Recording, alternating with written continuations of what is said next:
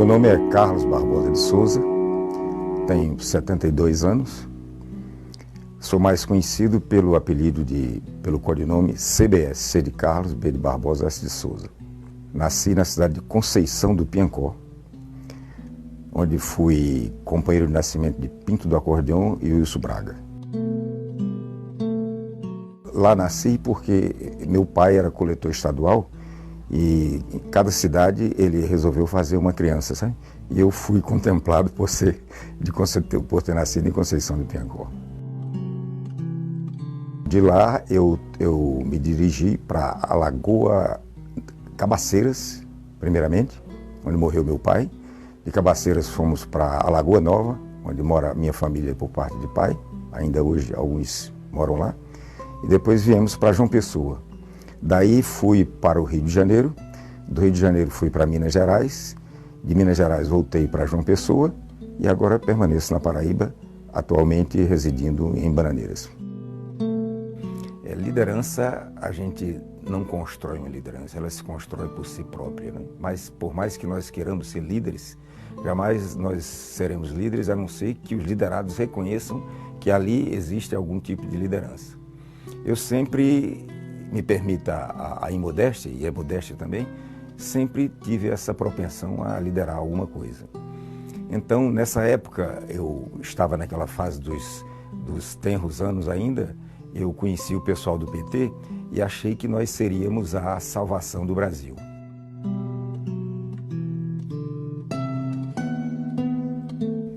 Lula surgia como o defensor da moralidade no país, né?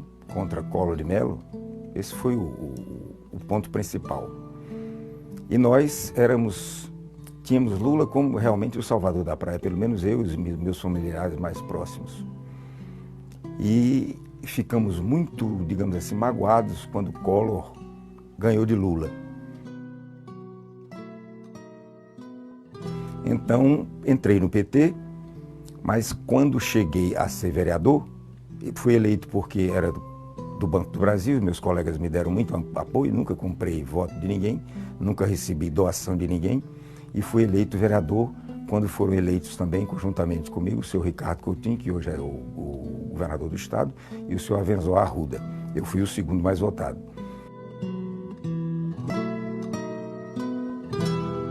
Então, na Paraíba, nessa época, o PMDB era que controlava a política na Paraíba.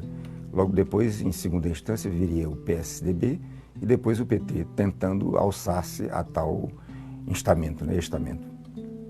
O cenário era esse, era de briga. Tanto assim é que nós éramos 3 do PT e nós praticamente tínhamos como inimigos no bom sentido, se falando, né? Não é de violência, mas todos os outros, né? Pois bem, então, ainda no PT, eu descobri no segundo ano de mandato que o PT não era aquela flor que se achava que cheirava. Então, eu me separei do PT. Na época, era possível continuar como vereador sem ter partido. E eu terminei meu mandato sem nenhum partido a me abrigar. A legislatura foi de 93 a 96, quando era prefeito o senhor Chico Franca. Éramos 21 vereadores. Eu, na realidade, não pretendia me locupletar de nada em sendo vereador, como fui eleito, mas eu sempre tive a ideia de continuar trabalhando pelo processo civilizatório, por contribuir para o processo civilizatório. E assim eu tentei monitorar o meu mandato. Li muito quando cheguei para exercer meu mandato. Eu já sabia, por exemplo, o que era um projeto de lei, o que era uma lei, o que é um parágrafo, o que é uma alínea, o que é por aí, né? Legística, eu li alguma coisa antes de tentar fazer alguma coisa. Consegui aprovar, sim, além de requerimentos, que não significam nada, mas uns 2 projetos de lei que eu não sei nem se hoje eles estão em vigor. Mas foi uma decepção muito grande, porque os 21 vereadores, dentre eles, salvavam-se alguns, dentre os quais eu pretendo me incluir, que tenho como provar isso, para que nós fizéssemos alguma coisa, como eu já disse repetidamente, em prol do progresso civilizatório e não em prol do regresso civilizatório, que é o que está ocorrendo no Brasil, cada vez com uma força de uma equação exponencial.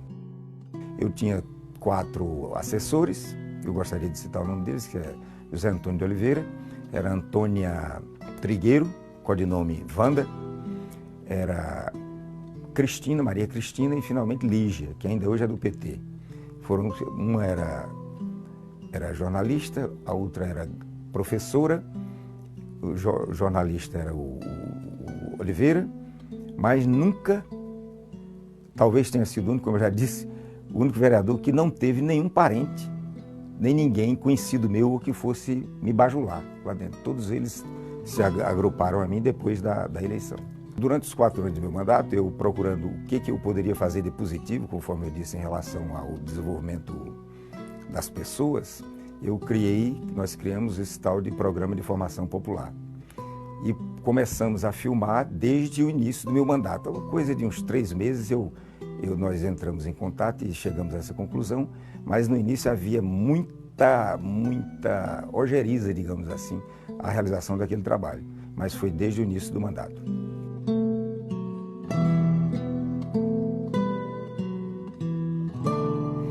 Então passei a filmar todas as sessões da Câmara com o repúdio de muitos vereadores, de muitas personalidades que diziam que aquilo era proibido, mas eu queria demonstrar à população o que é que um vereador faz durante a sessão e não mostrá-lo de gravata, posando para a plateia, dizendo que é o tal.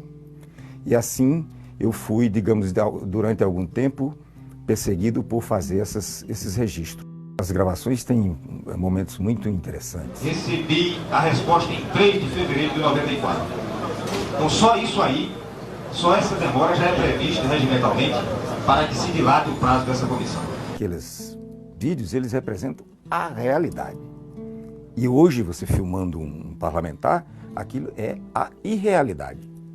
Então, a contundência de uma em relação à outra é muito pertinente, porque esperava que esse fosse o exemplo realmente que eu queria dar à população, ao povo brasileiro e à população de João Pessoa. Nós entregamos um arquivo de em torno de 430 horas de gravação, que foi feito pelo meu ex-chefe de gabinete Oliveira, José Antônio de Oliveira, jornalista, e que fez todas as, digamos assim, dimensionou o material de tal maneira que pudéssemos indicá-lo para entregar à Universidade Federal da Paraíba, desde já dizendo que pedimos a eles, no termo de doação, que eles tivessem cuidado com aquele arquivo e que incentivassem para que ele servisse de fundamento para algum eventual estudante que resolvesse estudar a vida de uma legislatura, que ele teria profundos gabaritos e fundamentos para desenvolver sua tese.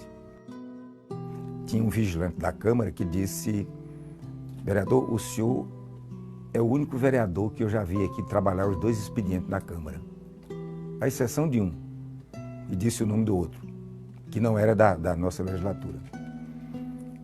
Mas eu trabalhava de manhã e de tarde na Câmara e à noite no Banco do Brasil.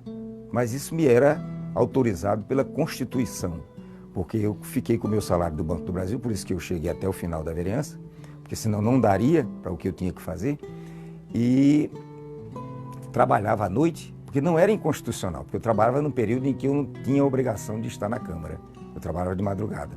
Então eu ficava de manhã, de tarde, de noite e de madrugada à disposição da população, se é que ela se acreditasse e devesse acreditar que era isso. A situação que eu enfrentei na Câmara, para mim, foi muito ruim no sentido não de adquirir experiência, porque eu já tinha um pouco de experiência, mas do tempo que eu passei como se estivesse atacando um moinho de vento, né? Porque parece que eu não construí nada. E eu tentei muito construir. Fiz tudo o que eu podia fazer em benefício de uma melhor sociedade. Eu gostaria de pedir desculpas às pessoas com as quais eu tive um entreveiro muito grande naquela época, por ter me arrependido de ter tido de defender coisas que não se concretizaram como realidade.